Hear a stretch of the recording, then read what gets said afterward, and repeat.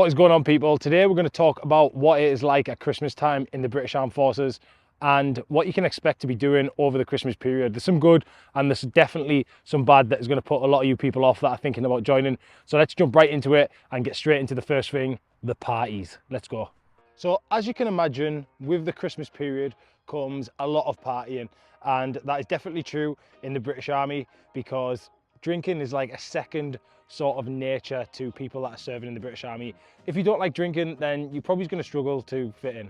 No, I'm joking, but it is a real good culture in the army. There's a lot of drinking and a lot of partying that goes on throughout the year, but Christmas time is probably one of the biggest times of the year where you all get together, whether you're an officer, a senior NCO, junior NCO, or even just a private. You're going to be going to parties, you're going to get your Christmas dinner, and there's always going to be alcohol involved. Some of you are going to make an idiot out of yourself, some of you may end up on duties because of it, but at the end of the day, it's all good and fun, and you will really enjoy it over the Christmas period.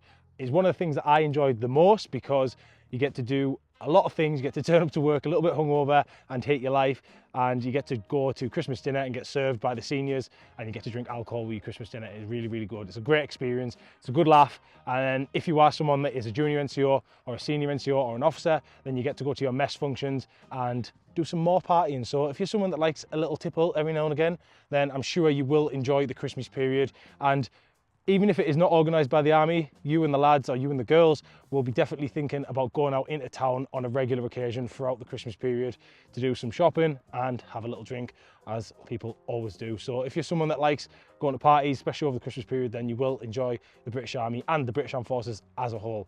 Let's jump into the next thing.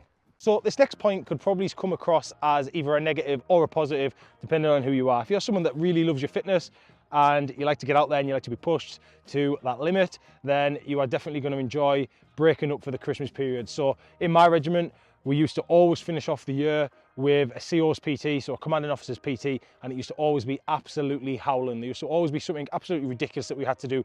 This one year we did a 20-mile tough mudder sort of thing. We had to go over obstacles and stuff like that. It was absolutely ridiculous. It took the piss, to be honest. It's freezing cold, middle of December, but it is a challenge. Over years, we've done massive triathlons where we're going in swimming pools, coming out, running, cycling, all them sorts of things, and just getting absolutely beasted. And if you are someone that loves that sort of thing, before you go and leave every Christmas, you normally get smashed into the ground just as a little thank you present from the commanding officer, which is always really good fun because everyone's getting involved at the same time. So if you are someone that likes your fitness, then definitely look forward to doing stuff like that. So as we're talking about breaking up for Christmas, what can you expect to get in terms of time off over Christmas? Now, this is one that I should probably do a full length video on, talking about the different periods over the year where you get block leave. Now, this is different from regiment to regiment, but majority of regiments or battalions will break up around about the school sort of time. So if you go back to when you're in school, however long that was ago, you normally break up around about the 20th of December and you come back the sort of first week of January. That's what you can normally expect to get in the military. Obviously, this depends what regiment you're in, what battalion you're in, and if you have any duties over that period. And that leads me perfectly on to my next point, which is a negative one, unfortunately. So as the military is a 24/7 job, 365, you are expected to unfortunately do duties over the Christmas period. And how this normally falls is the most junior people get dicked with the worst shifts. So if you are a private, you may have just joined the regiment at the start of December, you can probably expect to be having at least a couple of duties on the gate over the Christmas period. Now, you're not going to work the whole of Christmas, but you will maybe work Christmas Day, and then you can probably go home. You may work Boxing Day. You just don't know. This obviously all depends on your seniors and when they're doing the schedule, who they want to stick on it. And likewise for junior NCOs and senior NCOs, they still have to do duties over that period as well. So there always has to be an orderly officer, an orderly sergeant, and an orderly corporal or bombardier, whatever you want to call it, over that period. So people are getting dicked from all ranks. It's not just the privates that get it. There always has to be someone there to sort of take charge and do different job roles. So if that is something that you're a little bit worried about, it is a bit of a nightmare. It's always something that people worry about when it builds up to Christmas, because everyone wants to go home and spend time with their families. But unfortunately, these jobs need to be done, even though they are shite. On to the next one. Now, for me, say hello to the dog. Now, for me, one of the worst things about Christmas leave is coming back from Christmas leave. Now, this sort of skips Christmas a little bit, but obviously we always have to come back. Some people tend to choose not to and end up getting disciplined for it, but you have to come back after Christmas leave. And my regiment, because of the regiment they were, used to always love to do their exercises in January. So go and live in the field in January, February and March, the coldest times of the year. And coming back to that after a nice Christmas leave where you've ate way too much and you've had way too much alcohol and all that sort of stuff, and you're going out in the field, is just not ideal. It's not ideal.